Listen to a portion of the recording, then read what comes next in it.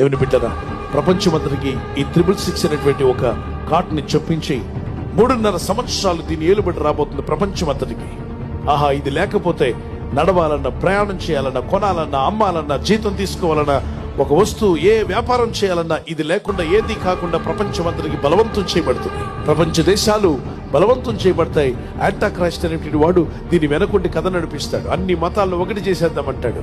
1 world order, 1 world leader, 1 world currency. అంటే రూపాయలు, dollars అని లేకుండా, యూరోస్ లేకుండా అంత కలిపి ఒకే డబ్బుగా చేసేస్తారు. అంత డిజిటలైజ్డ్ అయిపోద్ది ప్రపంచం అంతా.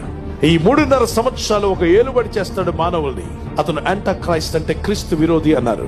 అంటే సృష్టికర్తకు విరుద్ధంగా మానవులను కంట్రోల్ చేస్తాడు. ఎందుకంటే మానవులు చేసిన వాడు కాదు, కానీ మానవుల్ని ఏలాలని కోరిక వానికి, మానవులను పరిపాలన చేయాలని కోరిక, ఇన్నాళ్ళు తీరని కోరిక ఇప్పుడు తీర్చుకోబోతున్నాడు. ఆది అంతంలో ఆరంభం ఉంటే అంతం ఉంది, ఏదైనా ప్రారంభం అయితే దానికి ముగింపు ఉంది.